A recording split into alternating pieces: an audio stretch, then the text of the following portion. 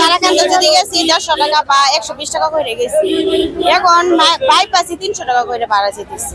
আগে বাইপাস যদি গেছি 80 টাকা বা 60 টাকা, এতটুকু, এর চেয়ে বেশি নিচে না। আধা ঘন্টা যাবত যারা আছে, বাস আছে ঠিকই কিন্তু সিট নাই আর কি। আগে 100 টাকা করে ভাড়া ছিল, এখন 250-300 টাকা করে ভাড়া চাইতেছে। এই হলো পরিস্থিতি আর কি দেশে। আগে 100 টাকা করে ভাড়া ছিল, এখন ভাড়া চাইতেছে 300 টাকা করে।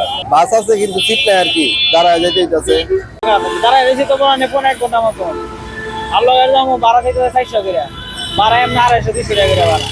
কোনো সিট পাইতেছি না, আর ভাড়া ডবল, 100 জায়গায় 200। এরপরে সিট পাইতেছি না, অনেক কেন্দ্রে দাঁড়ানো মানুষে অনেক, মানে ভাড়া ডবল, এরপরে সিট নাই। 100 করে বাইপাস পর্যন্ত, এখন লাগতেছে 200। এরপরে সিট পাওয়া যায় না, খুব কষ্ট। গাড়ি অ্যাভেলেবেল নেই। 300 করে পুরা রয়েছি, পিক আপ দিয়ে যাবো।